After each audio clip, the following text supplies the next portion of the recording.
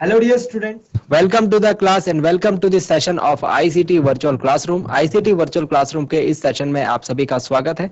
मेरा नाम है Rajesh Chamola, teacher science ICT Virtual Classroom Dehradun से। और इस सेशन में हम लोग बात करने वाले हैं क्लास 8th की साइंस के ऊपर, यानी कक्षा 8 विज्ञान के ऊपर। आपके जो सब्जेक्ट में हम लोग पिछली क्लासेस में बात करते हुए आ रहे हैं वो है टॉपिक बल, यानी कि फोर्स। और फोर्स में हम लोग काफी इंपॉर्टेंट चीजों को जो है कवर अप कर चुके हैं। ठीक है, पिछली क्लास में हमने क्या देखा था? हमने एक बहुत ही इंपॉर्टेंट पॉइंट सीखा था, बैलेंस्ड एंड अनबैलेंस्ड फोर्स, यानी कि संतुलित एवं असंतुलित बल। जल्दी से बताइए जरा, संतुलित बल किसे कहते हैं? वह बल जब दो बल विपरीत दिशाओं में लेकिन समान मात्रा में लग रहे हों तो हम उसे कहते हैं संतुलित बल।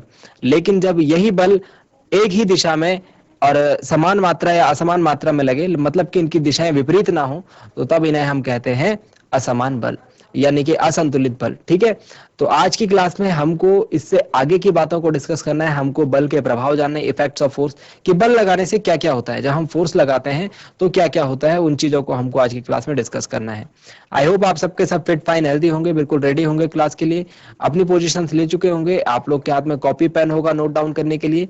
ध्यान अपना अपनी स्क्रीन की तरफ बनाकर रखिए। हम चलते हैं स्मार्ट बोर्ड की स्क्रीन पर। हमने अब तक डिस्कस किया है बैलेंस्ड एंड अनबैलेंस्ड फोर्सेस को, बैलेंस्ड फोर्स और अनबैलेंस्ड फोर्स। ठीक है, यानी कि संतुलित बल और असंतुलित बल को। आज की क्लास में हम लोग जो बात करने वाले हैं वो इससे थोड़ा सा आगे की है और थोड़ा सा और नई चीजें हम लोग बल के बारे में जानने को हमको आज की क्लास में मिलेगी। ठीक है ना? तो वो चीजें क्या क्या है, जैसे कि आप यहाँ पर देख रहे हैं, आपको एक डायग्राम में क्या दिख रहा होगा, यहाँ पर दो लड़के जो हैं एक बॉक्स को हिलाने की कोशिश कर रहे हैं। जो दो दोस्त हैं ये एक बॉक्स को हिलाने की कोशिश कर रहे हैं। एक चित्र ऊपर है ए और एक चित्र नीचे है बी। दोनों ही अलग अलग चित्र हैं, दोनों ही चित्रों में अलग अलग बातें बताई जा रही है।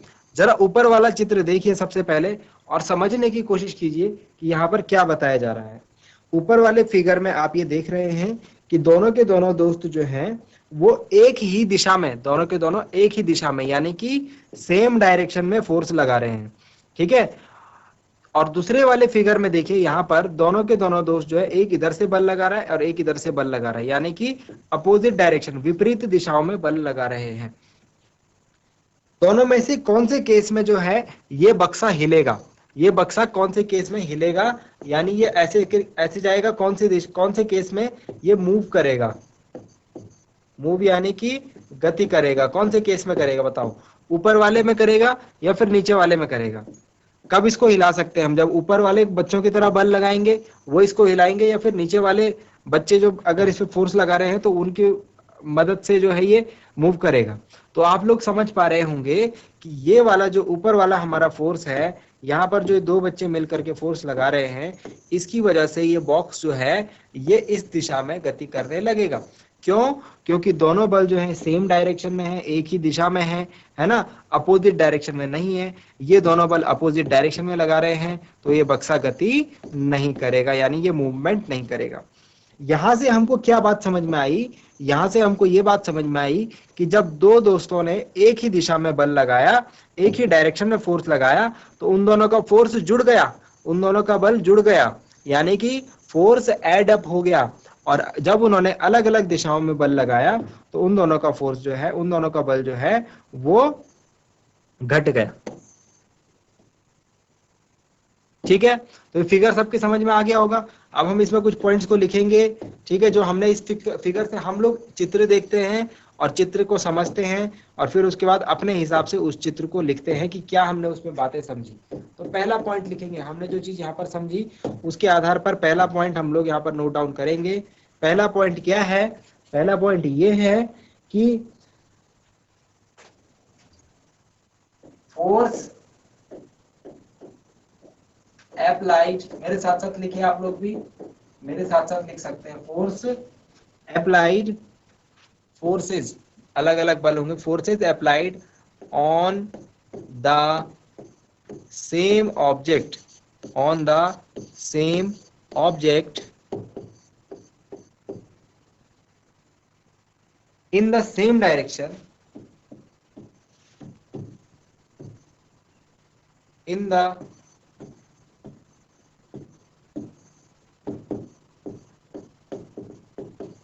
same direction, add to one another, add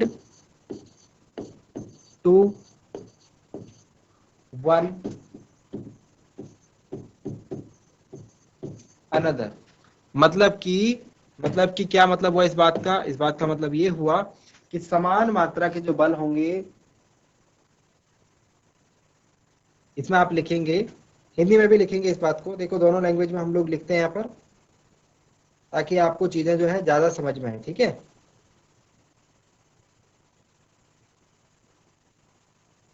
तो इसमें लिखेंगे किसी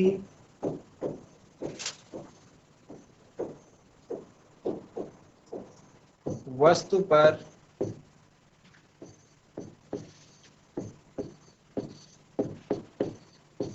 एक ही दिशा में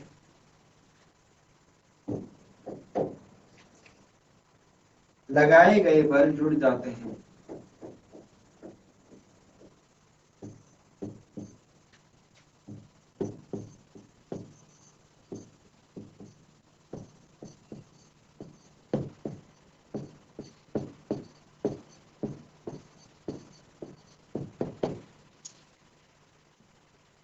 इसके नीचे दूसरी बात कौन सी लिखेंगे, ये तो ऊपर वाले चित्र की बात हम कर रहे हैं, ठीक है, ए वाले फिगर की। बी वाले फिगर में क्या कहानी हो रही है, उसके लिए हम क्या बात लिखेंगे, उसके लिए हम क्या लिखेंगे, अगर ये बल कैसी दिशाओं में हो, अलग अलग दिशाओं में हो, ठीक है। तो आप लिखेंगे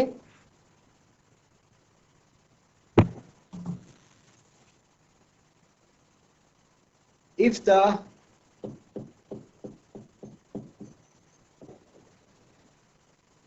टू फोर्सेस, यदि दो बल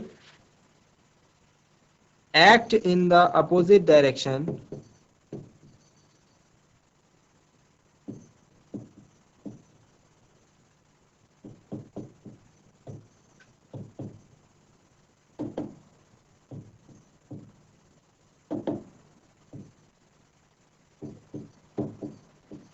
opposite direction, if the two forces act in opposite directions on an object,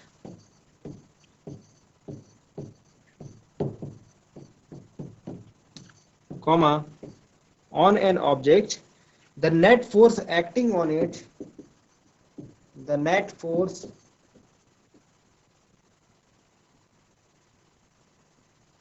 acting on it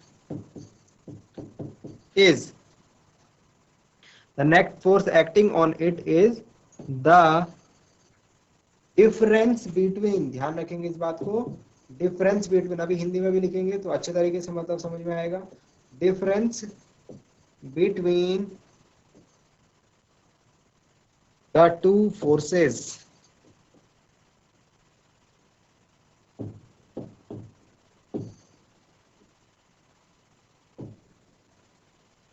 क्या मतलब हुआ इस बात का, इस बात का मतलब ये हुआ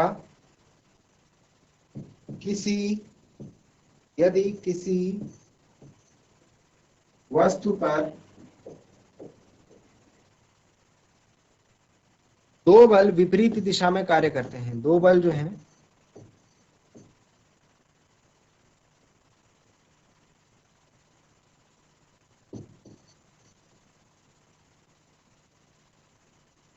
विपरीत दिशा में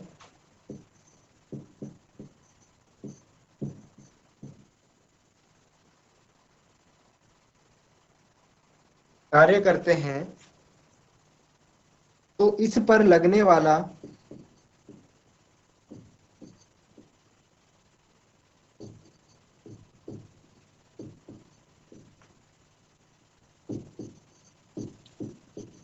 कुल बल, और कुल बल को हम लोग फिजिक्स में एक टर्म बोलते हैं नेट बल, कुल के लिए हम लोग एक वर्ड यूज करते हैं नेट बल, कुल बल या फिर नेट बल, दोनों बलों के अंतर के बराबर होता है, दोनों बलों के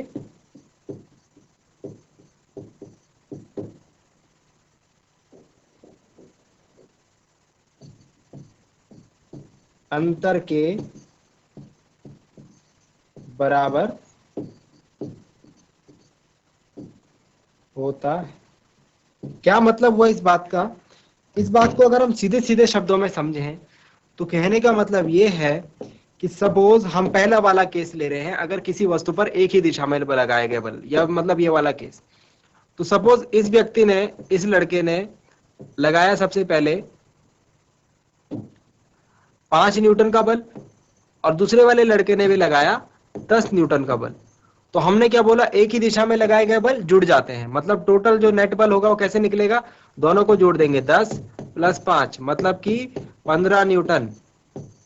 कुल बल कितने का होगा, 15 न्यूटन का, 15 न्यूटन का। ठीक है, ये तो हो गया ऊपर वाला केस। अब दोबारा नीचे आते हैं, दोबारा से नीचे आते हैं। एक बच्चे ने, इसने लगाया 10 न्यूटन का बल और इसने लगाया 5 न्यूटन का बल।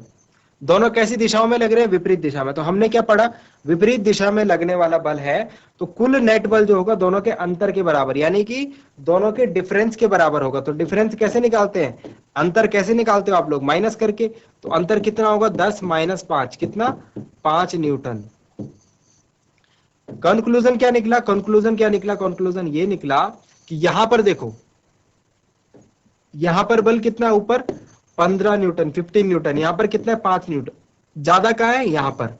तो बल ज्यादा लगाने के लिए हमको क्या करना है, अगर हम ज्यादा बल लगाना चाहते हैं किसी वस्तु पर, तो ध्यान रहे कि हमको एक ही तरफ से सारे अनेक बल जो है एक ही दिशा में कार्य करने चाहिए।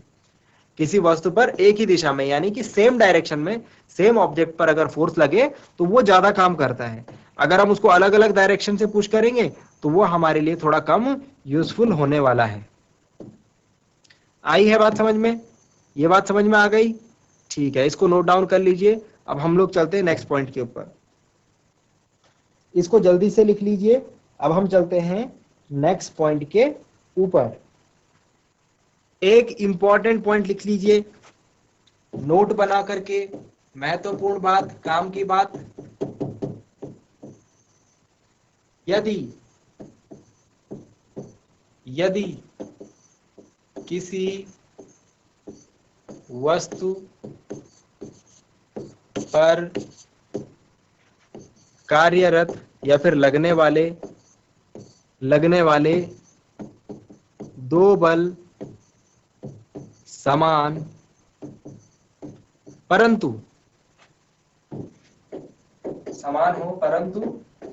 विपरीत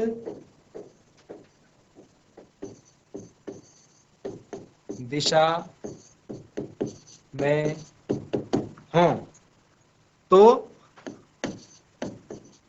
नेट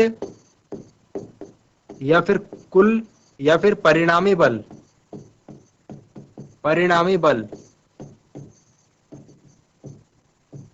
देखो ये बॉक्स है, हमने क्या बोला, दो बल लग रहे हैं, समान लग रहे हैं किंतु विपरीत दिशा में। मतलब एक बल इधर से इधर लग रहा है 5 न्यूटन का, दूसरा बल इधर से लग रहा है 5 न्यूटन का ही। क्या बोला हमने, समान है बल, दोनों 5 5 न्यूटन है, लेकिन विपरीत दिशा में। एक इधर से इधर लग रहा है लेफ्ट टू राइट, और एक राइट टू लेफ्ट लग रहा है। तो क्या बोला हमने, जब ऐसा होता है विपरीत दिशा में, अभी क्या पढ़ा था, तो कितना होगा, नेट बल क्या होता है, अंतर के बराबर। अंतर निकालो इसका, अंतर में क्या करते हैं, -5 - 5 0। क्या पता चला हमें कि जब समान बल होंगे लेकिन विपरीत दिशा में होंगे तो नेट परिणामी बल 0, यानी कि 0 होता है।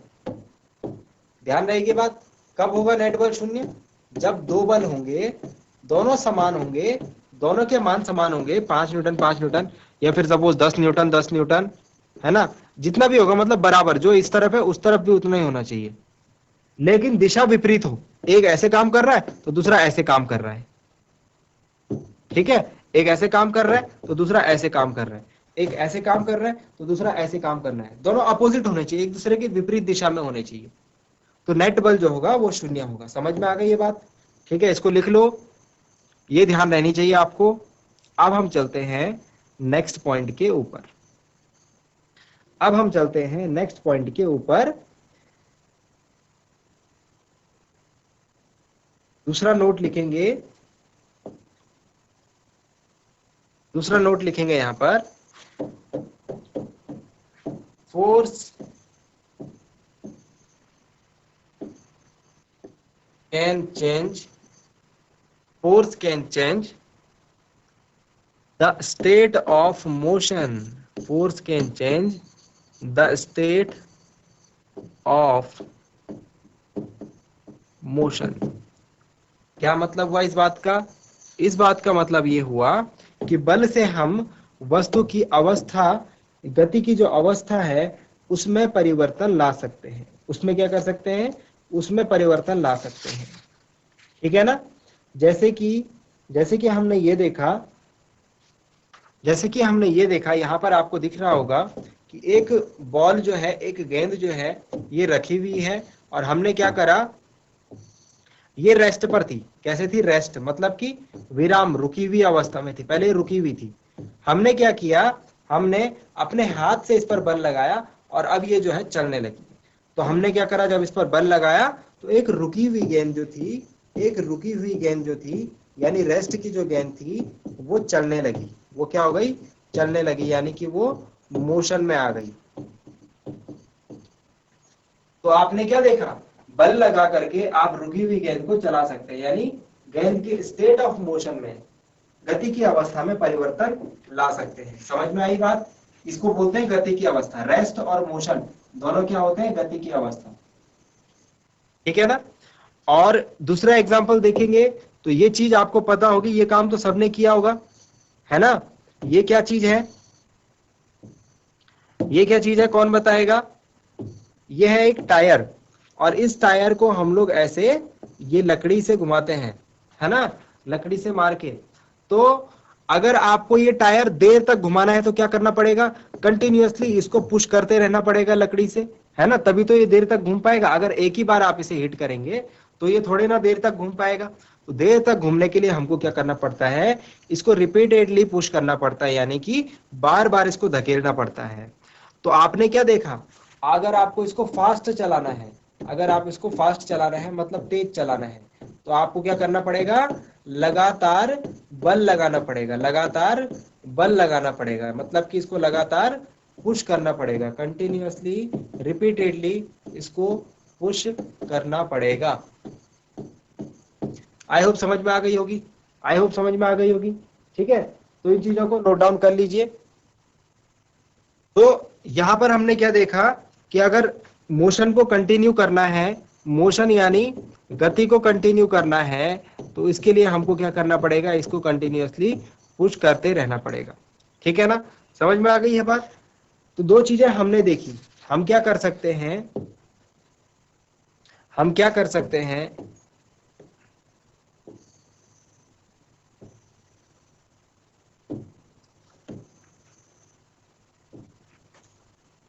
Bye applying force an object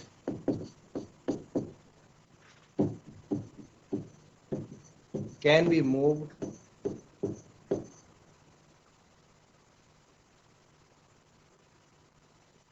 from its rest position। पहली बात तो ये है, ठीक है। और दूसरी चीज हमने क्या देखी, दूसरी चीज हमने ये देखी,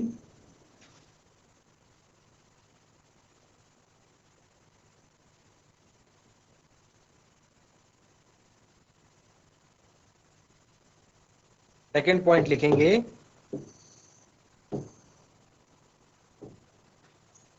to continuously to move an object faster, किसी ऑब्जेक्ट को तेजी से चलाने के लिए और तेज चलाने के लिए force is applied repeatedly, force is applied repeatedly। ठीक है ना? आई होप समझ में आ गया होगा। ठीक है, मैं उम्मीद करता हूँ जो बातें आपको आज बताई गई वो समझ में आई होंगी, आपको इंटरेस्टिंग लगी होंगी और आपने आज की क्लास में कुछ नया जरूर सीखा होगा। नोट डाउन कर लीजिए होगा अपनी चीजों को, घर से इन चीजों को एक बार रिवाइज जरूर करें। उम्मीद करता हूँ आप कल की क्लास में एक बार रिवाइज करके जरूर आएंगे। नेक्स्ट क्लास में जब भी आएंगे तो एक बार रिवाइज करके आएंगे। अगली क्लास में मिलते हैं एक नए और इंटरेस्टिंग टॉपिक के साथ। क्लास से जुड़े रहने के लिए आप सभी का बहुत बहुत धन्यवाद। Thank you very much and have a nice day.